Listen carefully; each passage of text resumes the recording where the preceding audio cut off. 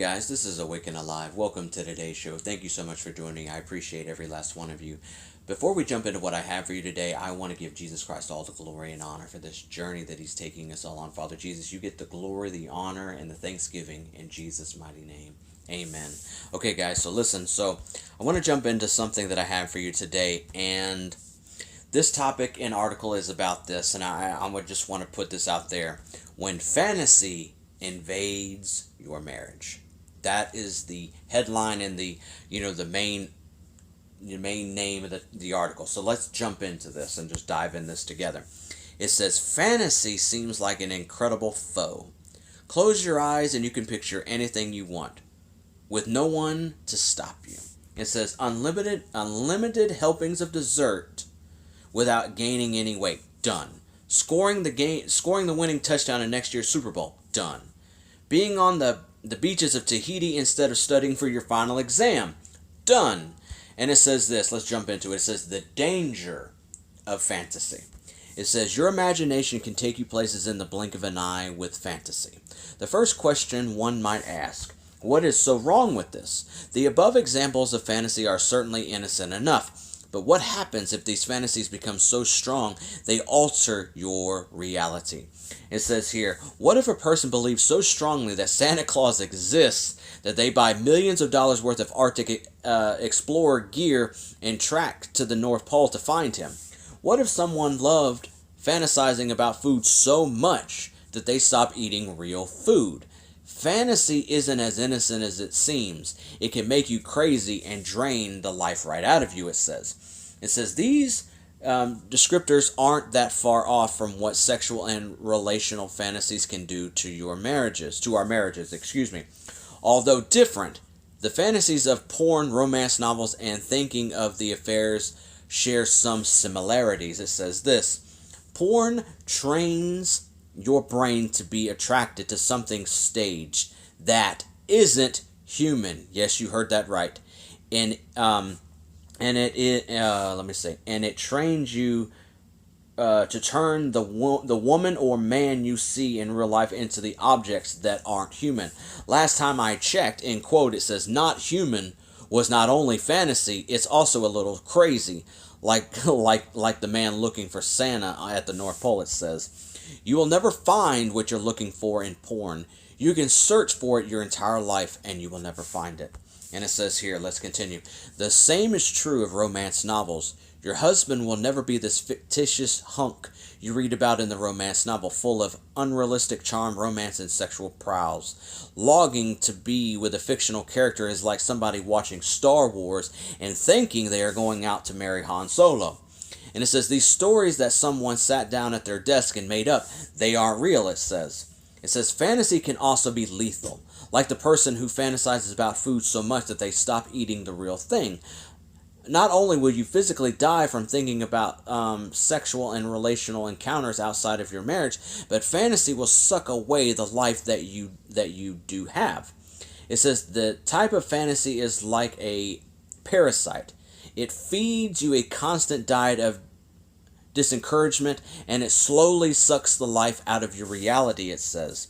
It is hard to enjoy anything when you're always thinking about being somewhere else. This is true of any area of life. I believe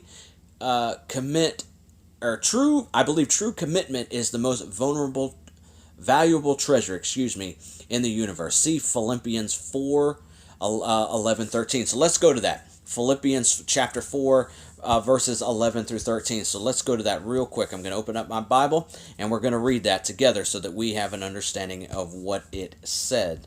So it says 4 through 11 through 13. So let me go to that. It says here, yes, not that I was ever in need, for I have learned how to be content with whatever I have. I know how to live on almost nothing or with everything. I have learned the secret of living in every situation, whether it is with a full stomach or empty, with plenty or little. For I can do anything through Christ who gives me strength. Yes, that's what it says. So that's what it referred us to as far as the article. It referred us to that. And it says this, the best antidote of fantasy. So let's dive into this and see what it says. The best antidote to fantasy is to initially and consistently improve your reality. Instead of watering the grass on the other side of the fence, water what's beneath your feet.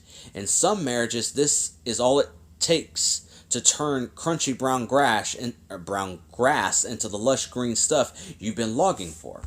It says, fantasy is a way of running away from your marriage and investing elsewhere. Wherever you're tempted to run away from your marriage mentally, do something to intentionally run toward it. Find a way to show love to your spouse in a way they might appreciate. Doing this over time will change the atmosphere of your marriage. You can only control your end of the marriage, but that's still 50% of the air. If you change 50%, the whole room is going to freshen up drastically. And it says this, sometimes this will change the course your spouse to show you love in return, which is a beautiful thing. A lackluster reality filled with fantasy has been replaced with a life full of lush of reality.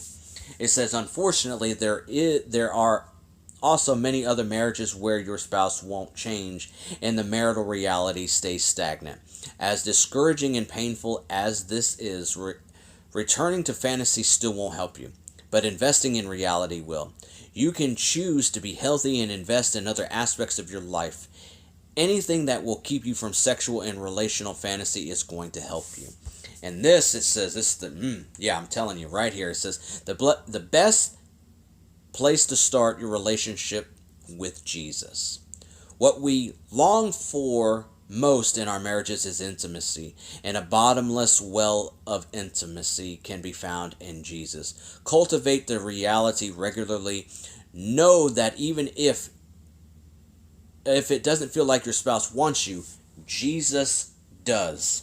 And it says this, in Jesus you will also find that you are the son or daughter of God, and that he created you in his own image. Psalms 139, verse 1 through 18 tells us how God incredibly wove each of us together in our mother's wombs. How did God wove you? What things are you passionate about? What things do you love to do? Instead of meditating on sexual and relational fantasy, invest in other things. Create a beautiful garden of life with talents and gifts God has uniquely given you. These beautiful flowers add hope and joy to a barren wasteland. And this is the end of the article. It says, when fantasy rears its earling head, don't buy what it's selling. Fight back by investing in your reality. There are only two options, what is real and what isn't. Why waste time on the latter when all you have is the former? So basically, from what I just read, when fantasy invades your marriage, what are the dangers of fantasy in your marriage? Well, I'll tell you the truth. When you go into fantasy land, when you go into fantasy about a sexual or relational encounter, or this, that, and the other, it will ruin a marriage. Because if you're in fantasy and you're not in reality, well, guess what? You're not in the real world.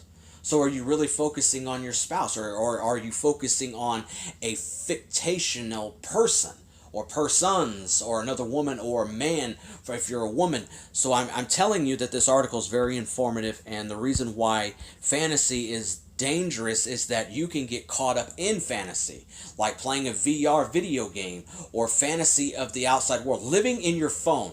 If you are speaking or talking to someone online that you've never met, then you are in the world of fantasy, because you haven't met them in person. You haven't met them in the world of reality. You haven't met them in person. So that's fantasy.